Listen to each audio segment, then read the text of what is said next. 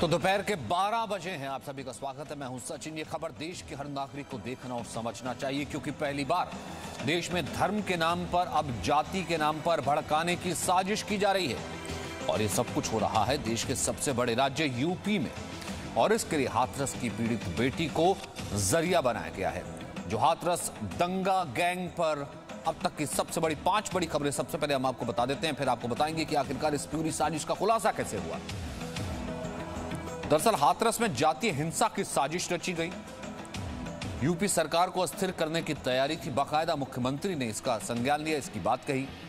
प्रधानमंत्री के खिलाफ, देश के खिलाफ माहौल बनाने की साजिश रची गई।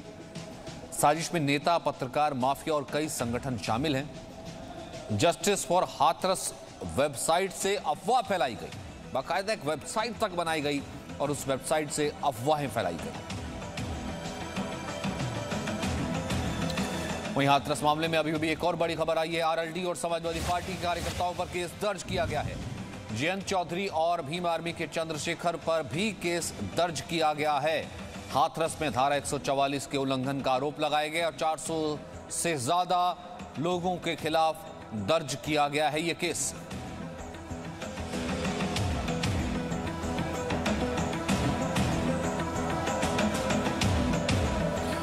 इस वक्त हमारे साथ सीधा हाथरस आपको लिए चलेंगे। शोएब रजा मौजूद हैं, रविंद्र इस वक्त मेरे सहयोगी नजर आ रहे हैं।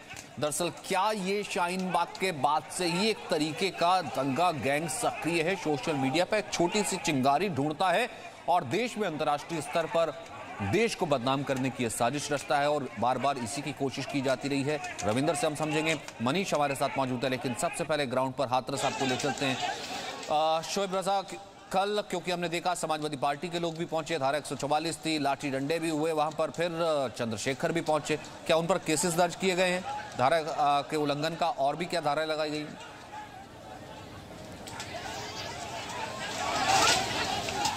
बिल्कुल, देखिए सचिन, केस दर्ज किया गया है चंद्रशेखर के खिलाफ और 400 जो कार्यकर्ता थे दूसरे उनके खिलाफ भी। और महामारी जो एक्ट है उसका उल्लंघन करने, इसके अलावा धारा 144 यहाँ पर लागू थी। बार बार जो प्रशासन है वो इस बात को तमाम लोगों को कह रहा है। यहाँ पर हाथरस में जहाँ बैरिकेड लगाए गए हैं वहाँ रोज़ाना भीड़ इकट्ठी होती है, सैकड़ों लोग आ जाते हैं। तो प्रशासन इस बात को कह रहा है कि धारा 144 लागू है, यहाँ इकट्ठा मत हो लोग। और लेकिन कल हमने देखा कि बड़ी तादाद में जब समाजवादी पार्टी का डेलीगेशन आया तो वहाँ इकट्ठा हुए थे लोग। उसके अलावा भीम आर्मी के चंद्रशेखर जब आए तब भी लोग इकट्ठा हुए थे। आरएलडी के नेता जयंत चौधरी आए, उस वक्त तो लाठीचार्ज हुआ था। तो ये तमाम चीज़ों को देखते हुए प्रशासन ने अब एफआईआर दर्ज की है इस पूरे मामले में और नेताओं के खिलाफ कार्रवाई की जाएगी। प्रशासन ये बात कह रहा है। एक ये मैसेज भी है उन लोगों को ये एफआईआर दर्ज करना कि यहाँ पर भी इकट्ठा ना हो और शहर का जो माहौल है उसको ख़राब करने की कोशिश ना की जाए। ये भी एक तरीके से प्रशासन मैसेज देने की कोशिश कर रहा है। आज भी हालांकि हमारी पार्टी का डेलीगेशन कुछ देर में पहुँचने वाला है और भी कई संगठनों से जुड़े हुए जो लोग हैं वो पहुँच रहे हैं पीड़िता के घर और मुलाकात कर रहे हैं। लेकिन इस सब के बीच प्रशासन की एक कोशिश है, क्योंकि 2 जगहों पर बैरिकेड लगा दिए गए हैं। जो मेन रास्ता है घर पर आने का 2 किलोमीटर दूर जो बैरिकेड लगे हैं उससे आगे भी एक तरफ साजिश की बात अलग। भैया कोई टूरिज्म प्लेस छोड़ना है कि आप खुद भी आइए, कि नेता भी आई, नेता पीछे जो है कम से कम 100-100, 200-200, 400-400 जो है सपोर्टर लेकर के आए। ये क्या शक्ति प्रदर्शन नामांकन थोड़ा ना चल रहा है? ऐसे आप पीड़ित परिवार से मिलने के लिए जा रहे हैं क्या? ये देखिए किस तरीके से चल रहा था। वहीं दरअसल हम क्यों कह रहे हैं और मुख्यमंत्री ने क्यों कहा और बाकायदा एडीजी ने भी क्यों कहा कि इसके पीछे जाति दंगा भड़काने की कोशिश थी?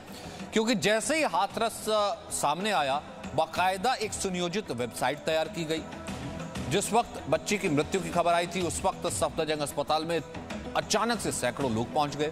वो भी बताया जा रहा है कि दलित संगठन से थे। उन्होंने जबरन माता पिता को अलग गाड़ी में भेजने की बात कही और कहा कि नहीं लेकर के जाना है बच्ची के शव को।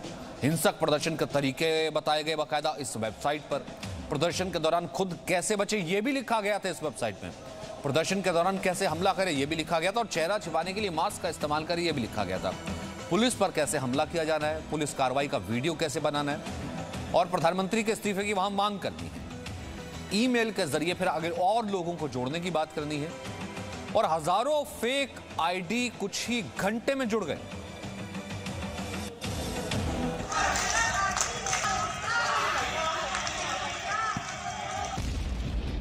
हाथरस संयोग नहीं, हिंसा भड़काने का प्रयोग।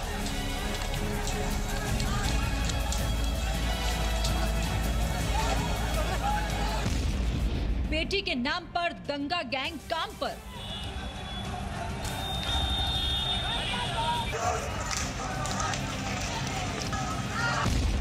बेटी की राख दंगा गैंग के लिए चिंगारी।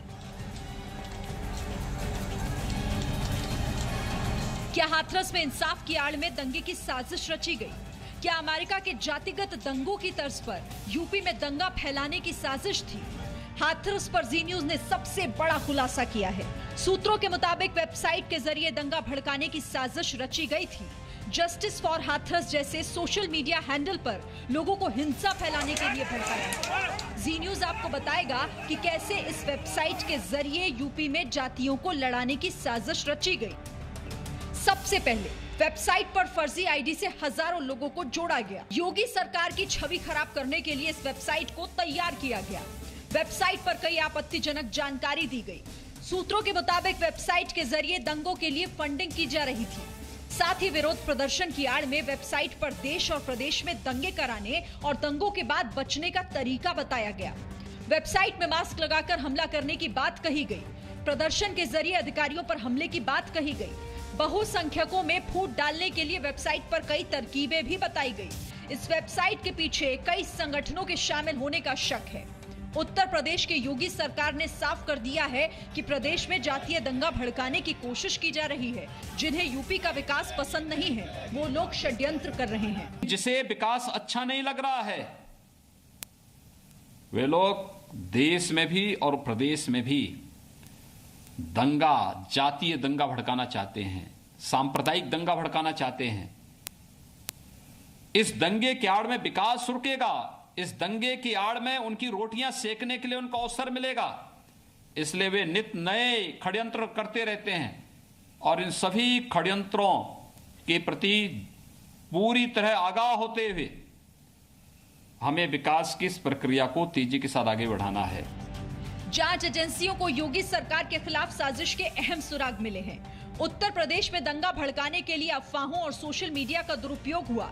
इसके प्रमाण मिलने पर लखनऊ में मुकदमा भी दर्ज किया गया। सवाल है कि क्या हाथरस की बेटी की राख पर दंगे की खतरनाक साजिश रची गई थी? ब्यूरो रिपोर्ट, जी मीडिया। तो दंगों की वेबसाइट के पीछे कौन है? या फिर ये कहें कि ये वही मान सकता है, या फिर ये वही दंगा गैंग है जो शाहीन बाग से लेकर के अब तक इस दंगे के पीछे कहीं ना कहीं खोजता रहता है कि भारत की छवि कैसे खराब की जाए। मनीष, सबसे पहले क्या इनपुट्स आए थे और क्या इसमें मोडस ऑपरेंडी वही संगठन, वही चीजें, वही फंडिंग आना, फिर उसी तरीके से सोशल मीडिया पर फेक न्यूज फैलाना, क्या वही एक ट्रेल सा नजर आ रहा है? फिर उसके बाद रविंद्र आपके पास में आऊंगा। मनीष, देखिए सचिन, सुरक्षा एजेंसियों को ये लगता है कि हाथरस को एक प्रयोगशाला के तौर पर इस्तेमाल किया जा रहा है। एक प्रयोगशाला बनाया जा रहा है जिसकी वजह से एक खाई बनाई जा सके, जातीय संघर्ष की स्थिति लाई जा सके, जिसका जो फायदा है सबसे ज़्यादा दूसरी पार्टी को मिलेगा। और जो यूपी जो सबसे ज़्यादा जहां पर सांसद भी चुन करके आते हैं और केंद्र सरकार में किसकी सरकार होगी वो भी डिसाइड करती है, और यूपी अपने आप में एक बड़ा स्टेट है। तो अगर यूपी में जातीय संघर्ष होगा तो कहीं ना कहीं जो मोदी सरकार है वो कमज़ोर होगी। दूसरी बड़ी बात कि इस बात की भी इनपुट्स हैं और पहले भी जानकारी आई है कि इसके जो लिंक हैं, जो दिल्ली के जो राइट्स हुए थे, उसके पहले जब दिल्ली में सीए के प्रोटेस्ट हुए थे तब भी ये बात सामने आई थी कि बाहर के देशों से फंडिंग भी हुई थी और पाकिस्तान से कई हैशटैग क्रिएट हुए थे, कई सोशल मीडिया पर फेक वीडियोस डाले गए थे। यहाँ जिस तरीके से इतनी जल्दीबाजी में वेबसाइट बनी और उसमें तरीके बताए गए कि किस तरीके से दंगे कराए जाएं, किस तरीके से अपनी पहचान छुपाई जाए, कैसे पुलिस ऑफिसर्स से इन्वेस्टिगेशन ऑफिसर्स के ऊपर हमले किए जाएं, ये एक बड़े साजिश की तरफ इशारा करती है। और जो सबसे बड़ी बात ये है कि सिर्फ इस वेबसाइट को डाउन करने से काम नहीं चलने वाला, आपको यहाँ पर उसकी तह तक जाना पड़ेगा। जो लोग इसके पीछे इन्वॉल्व हैं, जो माहौल खराब करना चाहते हैं, क्योंकि सिर्फ हाथरस तक सीमित नहीं होने वाला, इसका असर देश के हर जगह पर हो सकता है। नहीं, एग्जैक्टली। अब इसके पीछे का डायरेक्टर कौन है? क्योंकि ये इसके ऊपर पहले भी रविंद्र, जब हमने देखा था कि खुद अजीत डोवल ने नजर रखी हुई थी जब दिल्ली के दंगे हुए थे और सुनियोजित तरीके से दंगे करवाए गए थे भारत की छवि खराब करने के लिए, मोदी सरकार की छवि खराब करने के लिए, तब से लेकर अब तक कोशिशें ऐसी लगातार आ रही हैं। वो लोग लगातार, वो जो भी एक्टिव हैंडलर्स हों, कुछ बुद्धिजीवी हों, वो एक्टिव हैं लगातार, लेकिन इंटेलिजेंस एजेंसियां जो है वो किस तरीके से इनको ट्रैक कर रही हैं?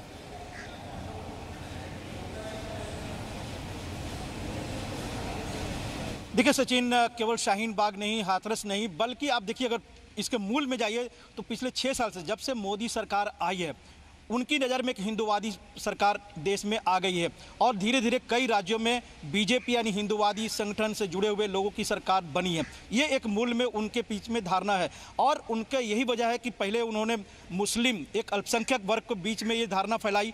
आप पिछले 6 साल से देखिए कि ये मोदी सरकार आपके विरोधी में है, आप यहाँ पर ठीक से नहीं जी सकते और इस धारा में आप बड़े बड़े लोग, कथित बुद्धिजीवी, कथित बड़े बड़े एक्टर, कई तरह के बयानबाजी उस समय हुई पिछले 6 साल से देखिए। और यही लोग, उनमें शामिल वो लोग भी है जो यूपीए सरकार में एक कथित काउंसिल बना था, उसमें कई बुद्धिजीवी थे उसमें जिनका टुकड़े टुकड़े गैंग से भी संबंध बाद में सामने देखने को मिला, सार्वजनिक तौर पर आया। ये सभी कुछ कहीं ना कहीं मिलकर वो हर समय एक प्रयोगशाला बनाने की कोशिश करते हैं। ये केवल हाथरस नहीं, यूपी की अगर बात करें, जब से 2017 में वहाँ पर बीजेपी की सरकार बनी, कई बार इस तरह की घटनाएं घटी और हर बार इस तरह के दंगे भड़काने की भरपूर कोशिश की गई। और क्या नारा दिया था जब से इनको और संबल मिला, जब ब्लैक लाइव्स मैटर, उसी तरह पर दलित लाइव्स मैटर, एक और गठजोड़ बनाने की कोशिश की कि मुस्लिम दलित, अब एक और यूपी में देखिए कि मुस्लिम दलित ब्राह्मण, तो कहीं ना कहीं अपने साजिश को हर एंगल से वो फिट बैठाने की भरपूर कोशिश करते हैं और सिर्फ इसके पीछे यही है कि भारत को बदनाम करना, देश को बदनाम करना और ये बदनाम करना कि यहाँ पर एक ऐसी सरकार है अंतर्राष्ट्रीय स्तर पर जो अल्पसंख्यक विरोधी है, दलित विरोधी। रविंदर, इतनी फ्रस्ट्रेशन क्यों है? क्या लगातार, अभी मैं कल नाम नहीं लेना चाहता, कल भी तमाम ऐसी जो एनजीओज को फंडिंग आती है, ऐसी एजेंसी है, उनके ऊपर पाबंदी लगाई गई, लगातार वो कर रहे हैं। क्या ऐसी कुछ एनजीओज की, ऐसे लोगों की, ऐसे प्लेटफॉर्म्स की दुकानें बंद हो गई, या फिर उन्हें लगता है कि अब हमारा पॉलिटिकल अस्तित्व अब ना के बराबर रह गया?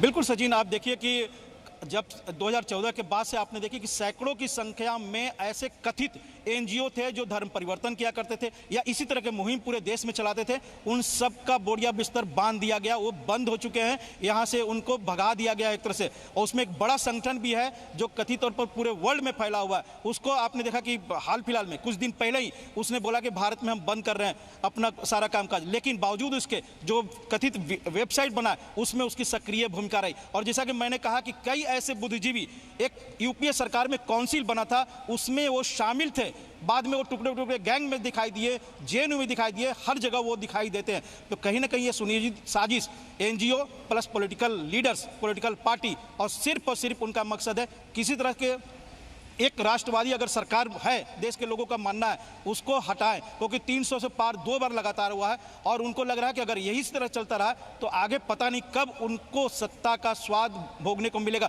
और 10 साल तक जिन्होंने सत्ता का स्वाद भोगा और 10 साल तक जिन्होंने जो चाहा वो किया एनजीओ के जरिए, उनकी दुकान जब बंद हुई तो जाहिर तौर पर वो इस तरह के षड्यंत्र करेंगे ही। और वह बीजेपी के नेताओं का ही कहना है कि ये सिर्फ और सिर्फ कहां पर होता है, जहां पर बीजेपी की सरकार होती है। राजस्थान का कोई नाम नहीं लेता है, दूसरे राज्यों का कोई नाम नहीं लेता है, लेकिन जहां बीजेपी की सरकार में एक भी घटना घटती है वो घटना दुर्भाग्यपूर्ण है, लेकिन घटती है उसको इस तरह से महिमा मंडित करने की सरकार है, दलितों के खिलाफ होगी बीजेपी की सरकार है, समाज जल जाए के खिलाफ होगी बीजेपी की सरकार है।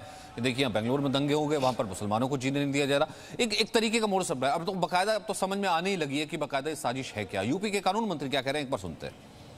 ब्रजेश पाठक जी हमारे साथ मौजूद हैं, सर से बात करते हैं। सर, एक वेबसाइट सामने आई है, उस वेबसाइट में फंडिंग की बात भी की जा रही है और लोगों को भड़काने की बात भी की जा रही है हाथरस में, उसके बारे में क्या? सर, जो उत्तर प्रदेश में कानून व्यवस्था को छिन्न भिन्न करने के लिए अव्यवस्था फैलाने के मामले में जानकारी आई है और जांच चल रही है, और लोग उत्तर प्रदेश जो विकास के पथ पर बहुत तेज़ी के साथ आगे बढ़ रहा है, उनको अमन चैन पसंद नहीं है, उनको सत्ता की भूख है, ऐसे लोगों का शीघ्र ही जांच कराकर पर्दाफाश किया जाएगा। जांच के बाद और कड़ी कार्रवाई होगी। उत्तर प्रदेश को किस ढंग से डिस्टर्ब करने की बड़ी लंबी तैयारी की थी लोगों ने। बहुत बहुत धन्यवाद। तो कहीं ना कहीं कानून मंत्री जी का कहना है कि उत्तर प्रदेश को बहुत तरीके से सुनियोजित तरीके से कहीं ना कहीं डिस्टर्ब करने की तैयारी थी और इस पर अब जांच चल रही है और जल्द ही इसके पीछे जो लोग शामिल होंगे वो कहीं ना कहीं उनका नामों का खुलासा किया जाएगा। कैमरामैन बाबूलाल के साथ पवन त्रिपाठी, जी मीडिया, लखनऊ।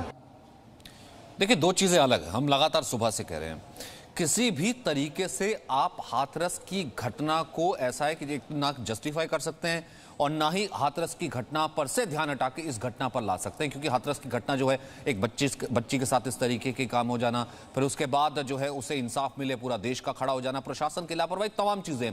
लेकिन वो लोग जो कि हाथरस की आड़ में अपने इस एजेंडे को अंजाम देना चाहते थे, ये खबर उनके लिए जो है उनके लिए एक्सपोज करनी बहुत जरूरी है। तो हाथरस की बेटी को इंसाफ मिले, ये तो पूरा देश चाहता है, लेकिन वो कौन लोग हैं जो बेटी की मौत पर जातीय हिंसा भड़काने की साजिश रच रहे थे और उसमें भी एक तरीके की अपॉर्चुनिटी, एक अवसर तलाश रहे थे कि बेटी को न्याय तो बहाना है, असल में दंगे करवाना है।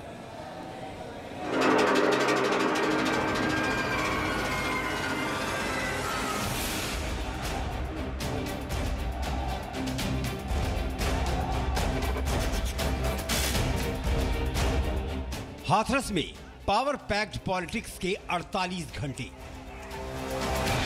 शनिवार को राहुल प्रियंका ने हाथरस में पॉलिटिकल टूरिज्म किया।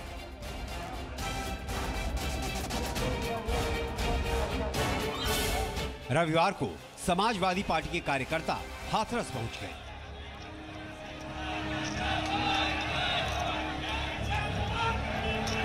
यूपी का मामला है, अखिलेश यादव पीछे न रह जाएं, इसलिए समाजवादी पार्टी के कार्यकर्ताओं ने जमकर प्रदर्शन किया। इसके बाद इन कार्यकर्ताओं पर पुलिस की लाठियां भी बरसी। समाजवादी पार्टी के बाद आरएलडी ने भी अपनी सियासी रोटी सेकने की कोशिश की। जयंत चौधरी भी पीड़ित परिवार का दर्द बांटने हाथरस पहुंच गए। आरएलडी कार्यकर्ताओं पर भी लाठीचार्ज हुआ।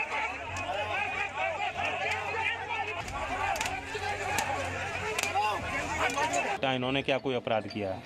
तो ये घेराबंदी समाप्त होनी चाहिए।